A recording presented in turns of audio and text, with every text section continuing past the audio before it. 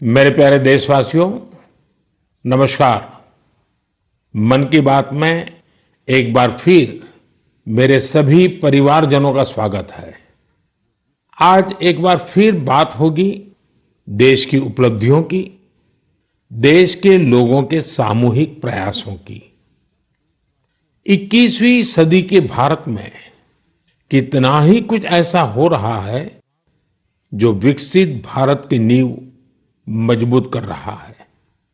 जैसे इस 23 अगस्त को ही हम सब देशवासियों ने पहला नेशनल स्पेस डे मनाया।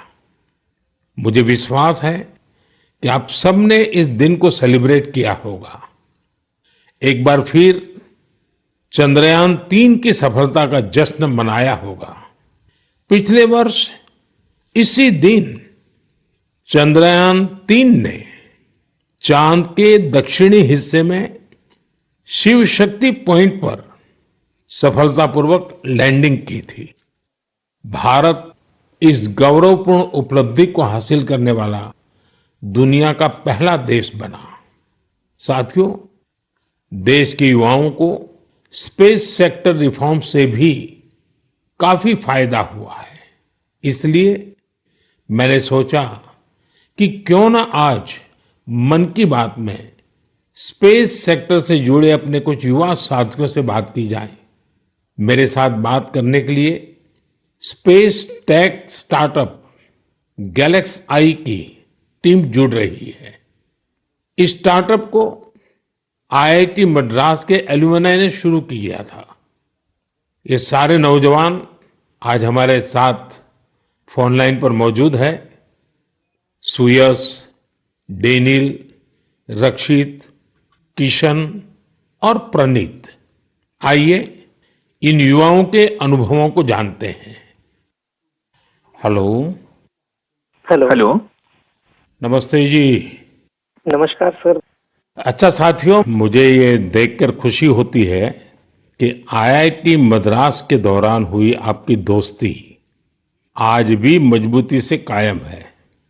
यही वजह है कि आपने मिलकर गैलेक्स आई शुरू करने का फैसला किया और मैं आज जरा उसके विषय में भी जानना चाहता हूं। इस बारे में बताइए। इसके साथ ही ये भी बताएं कि आपकी टेक्नोलॉजी से देश को कितना लाभ होने वाला है। जी, मेरा नाम सुयश है। हम लोग साथ में, जैसा आपने बोला, सब लोग साथ में आईआईटी मद्रास में मिले। वहीं पर हम लोग सब पढ़ाई कर रहे थे, अलग अलग ईयर्स में थे अपने इंजीनियरिंग के। और उसी वक्त हम लोगों ने सोचा कि एक हाइपरलूप नाम का एक प्रोजेक्ट है जो हम लोग चाहते थे साथ में करेंगे। उसी दौरान हमने एक टीम की शुरुआत की, उसका नाम था आविष्कार हाइपरलूप, जिसको लेकर हम लोग अमेरिका भी गए। उस साल हम एशिया की इकलौती टीम थी जो वहां गई और हमारे देश का जो झंडा है उसको हमने फहराया। और हम टॉप 20 टीम्स में से थे, जो out of around 1500 teams around the world. चलिए, आगे सुनने से पहले इसके लिए तो बधाई दे दूं मैं। बहुत बहुत धन्यवाद आपका। उसी उपलब्धि के दौरान हम लोगों की दोस्ती काफी गहरी हुई और इस तरीके के कठिन प्रोजेक्ट्स और टफ प्रोजेक्ट्स को करने का कॉन्फिडेंस भी आया। और उसी दौरान स्पेसएक्स को देख के और स्पेस में जो आपने जो ओपन अप किया एक प्राइवेटाइजेशन को, जो 2020 में एक लैंडमार्क डिसीजन भी आया, उसको लेकर हम लोग काफी एक्साइटेड थे। और मैं रक्षित को इनवाइट करना चाहूंगा बोलने के लिए कि हम क्या बना रहे हैं और उसका फायदा क्या है।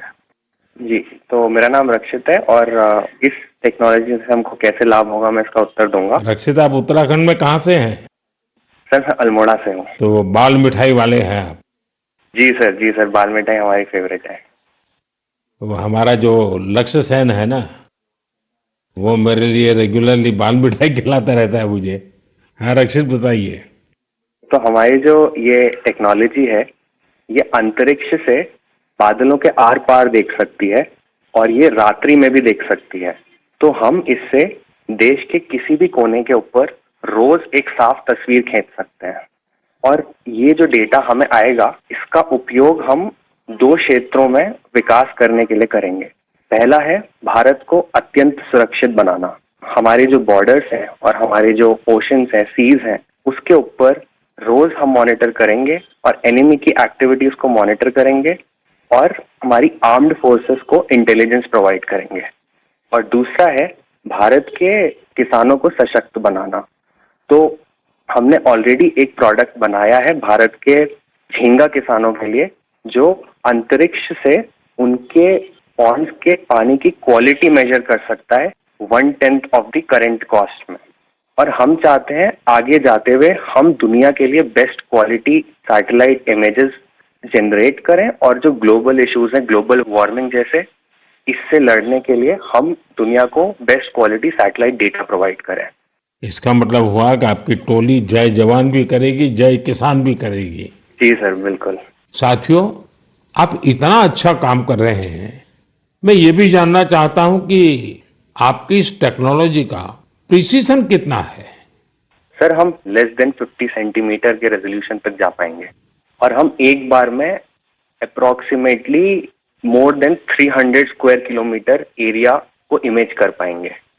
चलिए, मैं समझता हूं कि ये बात जब देशवासी सुनेंगे तो उनको बड़ा गर्व होगा, लेकिन मैं एक और सवाल पूछना चाहूंगा। जी सर।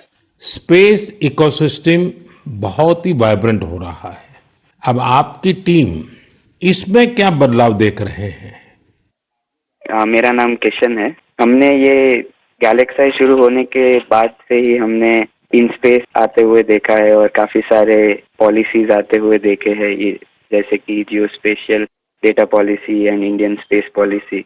और हमने पिछले 3 साल में काफी बदलाव आते हुए देखा है और काफी प्रोसेसेस और काफी इंफ्रास्ट्रक्चर और काफी फैसिलिटीज इसरो के ये अवेलेबल और काफी अच्छे तरीके से हुए हैं। जैसे कि हम इसरो में जाके टेस्टिंग कर सकते हैं हमारे हार्डवेयर का, ये काफी आसान तरीके से अभी हो सकता है। 3 साल पहले वो प्रोसेसेस उतने नहीं थे, और ये काफी हेल्पफुल रहा है हमारे लिए और काफी और स्टार्टअप्स के लिए भी।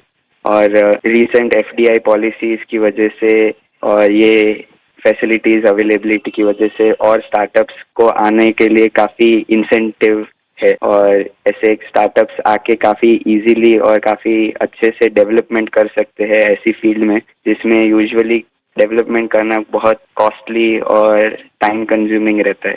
बट करंट पॉलिसीज और इन स्पेस के आने के बाद काफी चीजें आसान हुई है स्टार्टअप्स के लिए। मेरे मित्र डेनियल चावड़ा भी इस पे कुछ और बोलना चाहेंगे। डेनियल बताइए। सर, हमने एक और चीज ऑब्जर्व किया है। हमने देखा है कि जो इंजीनियरिंग के छात्र हैं उनकी सोच में बदलाव देखा है।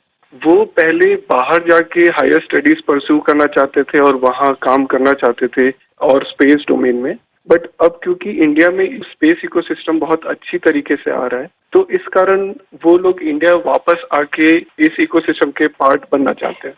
तो ये काफी अच्छा फीडबैक हमें मिला है, और हमारे खुद की कंपनी में कुछ लोग वापस आके काम कर रहे हैं इसी वजह से। मुझे लगता है कि आपने दोनों जो पहलू बताए हैं, किशन ने और डेनियल दोनों ने, मैं जरूर मानता हूं कि बहुत से लोगों का इस तरफ ध्यान नहीं गया होगा कि एक क्षेत्र में जब रिफॉर्म होता है तो रिफॉर्म का कितने मल्टीपल इफेक्ट्स होते हैं, कितने लोगों का लाभ होता है, और जो आपके वर्णन से, और क्योंकि आप उस फील्ड में हैं तो आपको ध्यान में जरूर आता है, और आपने ऑब्जर्व भी किया है कि देश के नौजवान अब इस फील्ड में यहीं पर अपना भविष्य आजमाना चाहते हैं, अपने टैलेंट का उपयोग करना चाहते हैं। बहुत अच्छा ऑब्जर्वेशन है आपका। एक और सवाल मैं पूछना चाहूंगा, आप उन युवाओं को क्या संदेश देना चाहेंगे जो स्टार्टअप्स और स्पेस सेक्टर में सफलता हासिल करना चाहते हैं? मैं प्रणीत बात कर रहा हूँ और मैं एक सवाल का जवाब दूंगा। हाँ प्रणीत, बताइए। सर, मैं अपने कुछ सालों के एक्सपीरियंस से 2 चीजें बोलना चाहूंगा। सबसे पहली इज, अगर अपने को स्टार्टअप करना हो तो यही मौका है, क्योंकि पूरी दुनिया में इंडिया आज वो देश है जो वर्ल्ड का सबसे फास्टेस्ट ग्रोइंग इकोनॉमी है, और इसका मतलब ये हुआ कि अपने पास अपॉर्चुनिटी बहुत ज्यादा है। जैसे मैं 24 साल की उम्र में ये सोच के प्राउड फील करता हूँ कि अगले साल हमारी एक सैटेलाइट लॉन्च होगी जिसके बेसिस पे अपनी गवर्नमेंट कुछ मेजर डिसीजंस लेगी, और उसमें हमारा छोटा सा एक कंट्रीब्यूशन है।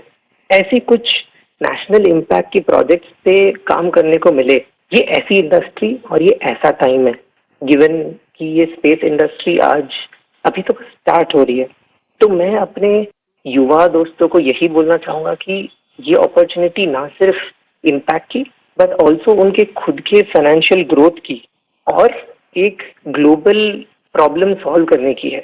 तो हम आपस में यही बात करते हैं कि बचपन में हम ये बोलते थे कि बड़े होके एक्टर बनेंगे, स्पोर्ट्समैन बनेंगे या ऐसे कुछ चीजें होती थी। बट आज अगर हम ये सुने कि कोई बड़ा होके ये बोलता है कि मुझे बड़ा होके एंटरप्रेन्योर बनना है, स्पेस इंडस्ट्री में काम करना है, ये हमारे लिए बहुत प्राउड मोमेंट है कि हम इस पूरे ट्रांसफॉर्मेशन में एक छोटा सा पार्ट प्ले कर पाए। साथियों, एक प्रकार से प्रणीत, किशन, डेनिल, रक्षित, सुयस, जितनी मजबूत आपकी दोस्ती है उतना ही मजबूत आपका स्टार्टअप भी है। तभी तो आप लोग इतना शानदार काम कर रहे हैं। मुझे कुछ साल पहले आईआईटी मद्रास जाने का अवसर मिला था और मैंने उस संस्थान के एक्सेलेंस को खुद अनुभव किया है। और वैसे भी आईआईटी के संबंध में पूरे विश्व में एक सम्मान का भाव है और वहां से निकलने वाले हमारे लोग जब भारत के लिए काम करते हैं तो जरूर कुछ न कुछ अच्छा कंट्रीब्यूट करते हैं। आप सभी को और स्पेस सेक्टर में काम करने वाले दूसरे सभी स्टार्टअप्स को मेरी बहुत बहुत शुभकामनाएं हैं। और आप पांचों साथियों से बात करके मुझे बहुत अच्छा लगा। चलिए, बहुत बहुत धन्यवाद दोस्तों। Thank you so much.